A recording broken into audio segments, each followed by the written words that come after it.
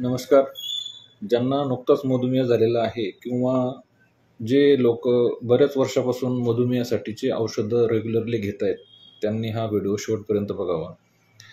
आता बघा, जेव्हा तुमचं मधुमेहाचं निदान होतं तेव्हा तुम्ही ज्या डॉक्टरांकडे जाता ते डॉक्टर तुम्हाला सांगतात की आता तुम्हाला मधुमेह झालेला आहे, तुमच्या रक्तातील साखरेचं प्रमाण जे आहे ती नॉर्मलपेक्षा जास्त राहते, त्यामुळे आता आपण तुमच्यासाठी औषधोपचार सुरू करू. तर सुरुवातीला ना तुम्हाला ते अशा प्रकारची एखादी गोळी देणार. आता ही एक गोळी तुमची सुरू होते. आता या साध्या ॲलोपॅथीमधल्या गोळीचं नाव आहे मेटफॉर्मिन. या गोळीने जनरली मधुमेहाचे जे टाईप 2चे जे पेशंट असतात त्या पेशंटची ट्रीटमेंट सुरू होते आणि ही गोळी घ्या आणि 1 महिन्यानंतर मला भेटा असं सांगितलं जातं. जेव्हा तुम्ही परत 1 महिन्यानंतर जाता तर बऱ्याचशा जणांची शुगर जी आहे ती पहिल्यापेक्षा अजून थोडीशी वाढलेली असते. तर त्यावेळेस डॉक्टर बोलतात की मग आता आपल्याला थोडीशी गोळी चेंज करावं लागेल आणि ती गोळी चेंज करून मग या पद्धतीनं तुम्हाला दुसऱ्या पद्धतीची एखादी गोळी दिली जाते, ज्याच्यामध्ये आणखीन एक औषध असतं. जसं की मेटफॉर्मिन आहे, त्याच्यासोबत आणखीन एक औषध ॲड केलं जातं, त्याला सल्फोनिरियाज म्हणतात आमच्या भाषेमध्ये.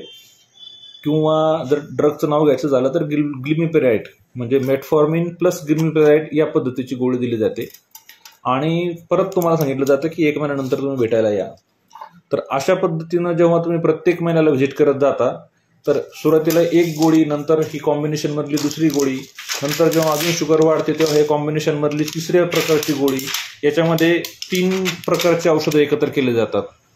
आणि हे सगळे औषधं जे असतात हे प्रत्येक वेळेस तुम्ही जेव्हा व्हिजिटला जाता तर ते प्रत्येक वेळेस औषधं जे असतात ते वाढत जातात आणि नंतर 2 वर्ष, 3 वर्ष, 4 वर्षाच्या नंतर जेव्हा तुमच्या बीटा सेल्समधून इन्सुलिनचं सिक्रेशन प्रमाणापेक्षा कमी पडायला लागतं, तेव्हा तुम्हाला सांगितलं जातं की तुमच्या अंगामध्ये आता इन्सुलिन प्रॉपर बनत नाही आहे, त्यामुळे तुम्हाला आता इन्सुलिन घेण्याची गरज आहे. त्यामुळे हे टाईप 2 डायबिटीजचे जे पेशंट असतात हे सुरुवातीला 4-5 वर्ष, 2-3 वर्ष गोळ्या घेतात आणि नंतर त्यांना पुढे अख्खं आयुष्यभर इन्सुलिन घेण्याची गरज पडते. आता ह्या सगळ्या प्रकारामध्ये जेव्हा तुम्ही गोळ्या औषधं घेता तर हे इन्सुलिन वाढवणाऱ्या ज्या गोळ्या औषधं असतात ह्या रक्तामध्ये पॅन्क्रियासच्या बीटा सेल्समधून इन्सुलिन वाढवतात आणि इन्सुलिन वाढलं की रक्तातील साखर कमी होते. पण ही रक्तातील साखर कमी झाल्यानंतर ती जाते कुठे? तर हे सगळ्या प्रकारचे जे औषधं आहेत ॲलोपॅथीमधील, हे सगळ्या प्रकारचे जे औषधं आहेत ही तुमच्या रक्तातील साखर ही तुमच्या शरीरामध्येच फेकल्या जाते.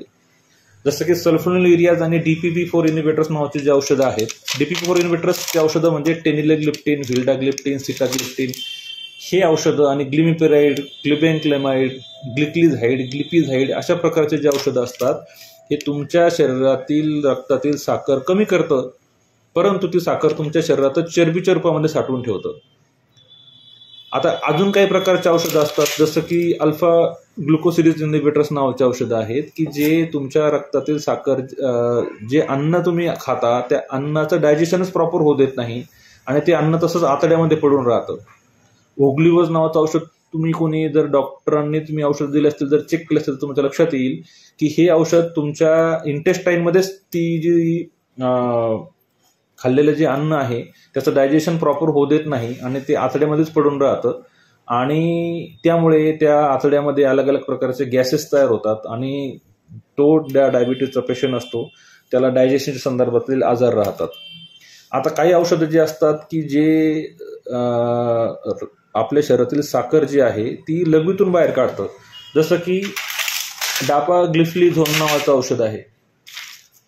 डापाग्लिफ्लिझोन औषध काय करतं? या पद्धतीचं औषध असतं डापाग्लिफ्लिझोन. हे ग्लिफ्लेझोन नावाचे जे औषध आहे त्याला SGLT2 इनिबिटर्स आम्ही आमच्या भाषेत म्हणतो. तर हे औषधं जे असतात ही तुमच्या शरीरातील रक्तातील साखर जी आहे ही किडनीतून लघवीद्वारे बाहेर काढले जाते.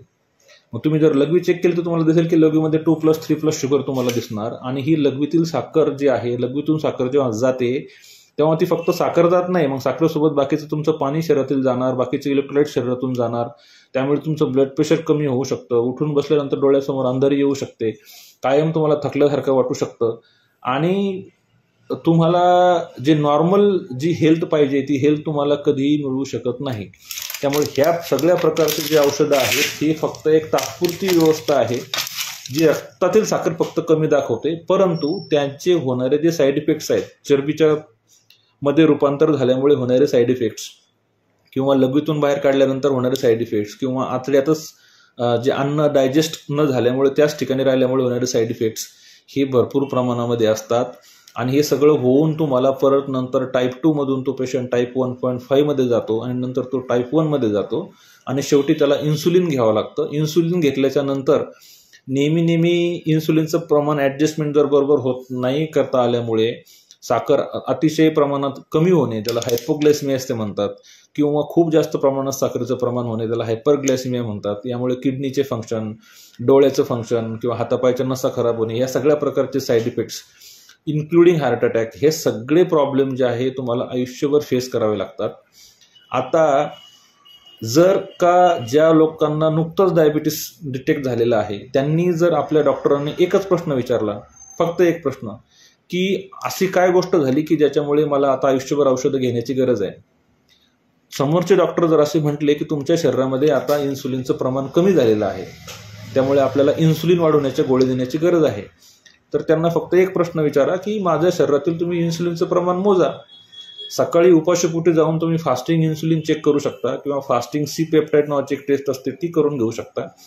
त्यावरून तुम्हाला कळेल की ज्या लोकांना इन्सुलिन वाढवण्याच्या गोळ्या दिल्या जातात ॲक्च्युली त्यांच्या शरीरामध्ये इन्सुलिनचं प्रमाण हे जास्त झालेलं असतं. हायपर इन्सुलिनिमिया, ज्यांचं वजन जास्त आहे, समजा एखादा पेशंट जर असेल ज्याचं वजन ऑलरेडी जास्त आहे आणि त्याला डायबिटीसचं जर निदान झालं असेल, तर त्याचा सरळ अर्थ आहे की त्याच्या शरीरामध्ये इन्सुलिनचं प्रमाण हे जास्त झालेलं आहे. कारण इन्सुलिन या हार्मोनशिवाय वजन वाढू शकत नाही. शरीरामध्ये जर इन्सुलिन अतिशय कमी प्रमाणात असेल तर त्या शरीरात त्याचं वजन जे आहे ते ऑलरेडी कमी झालेलं असतं आणि ती लोक टाईप 1 या प्रकारातले असतात. त्यामुळे इन्सुलिन जर कोणाच्या अंगात जास्त झालेलं असेल तर मग त्यांना अशा अजून इन्सुलिन वाढवण्याच्या गोळ्या कशासाठी दिल्या जातात, हा एक साधा प्रश्न आहे. आणि ह्या इन्सुलिन वाढवण्याच्या ज्या गोळ्या असतात ह्या तुमच्या शरीरातील पॅन्क्रियाज नावाच्या ग्रंथीतील बीटा सेल्स ह्या डॅमेज करत जातात. कारण बीटा सेल हे एक्झॉस्ट होतात. 2 वर्ष 3 वर्ष जेव्हा तुम्ही कंटिन्युअसली सकाळ संध्याकाळ ह्या गोळ्या घेता तेव्हा बीटा सेल्समधून निघण्याचं इन्सुलिनचं प्रमाण हे कमी होत जातं आणि मग तुम्ही ॲक्च्युअल डायबिटीसचे पेशंट बनता. ज्यावेळेस तुमच्या शरीरामध्ये बीटा सेल्स ह्या कमी प्रमाणामध्ये राहतात त्याला म्हणतात टाईप 1.5 डायबिटीस. मग अशा वेळेस तुम्ही ॲक्च्युअल डायबिटीसचे पेशंट बनता आणि पुढे तुम्हाला इन्सुलिन घ्यावं लागतं. तर याच्या सगळ्यावरती काय उपाय आहे, तर उपाय एकच आहे की ज्यांना मधुमेह आहे सध्या किंवा ज्यांना नुकतंच मधुमेह डिटेक्ट झालेला आहे त्यांनी डोळे बंद करून मला आयुष्यभर गोळ्या खायच्या आहे हे मान्य करू नये. सगळ्यात पहिले त्यांनी एक प्रश्न विचारला पाहिजे की माझा मधुमेह रिव्हर्स होऊ शकतो का, माझा डायबिटीसमधून मी कायमचं मुक्त होऊ शकतो का. जर समोरच्या डॉक्टरांचं म्हणणं असेल की तुम्हाला आयुष्यभर गोळ्या औषधं घेणं जरुरी आहे तर तुम्ही एकदा जे लोक डायबिटीस रिव्हर्सलमध्ये काम करतात त्यांना चान्स द्यायला पाहिजे. मी देऊळगाव येथे मागच्या 18 वर्षापासून मधुमेहाच्या पेशंटसाठी काम करत आहे. मागच्या 2-3 वर्षापासून मी डायबिटीस रिव्हर्सलमध्ये काम करत आहे. आपल्याला जर बऱ्याच वर्षापासून तुम्ही गोळ्या घेत असेल तर तुमची शक्यता किती आहे डायबिटीस रिव्हर्स करण्याची ते आपण तपासून घेतलं पाहिजे. जो मधुमेहाचा नुकतंच निदान झालेला पेशंट आहे त्याला तर 100% चान्स असतो. जर तो टाईप 2 डायबिटीसचा असला तर ज्याने पॅन्क्रियाजमधील बीटा सेल्सला अजूनही गोळ्या औषधं घेऊन धक्का लावलेला नाही असे पेशंट्स तर 100% डायबिटीस रिव्हर्स करू शकतात. माझ्याकडे देऊळगाव येथे मोर दॅन 100 पेशंट जे आहेत ते आतापर्यंत मी डायबिटीसमधून कायमचे रिव्हर्स केले आहेत.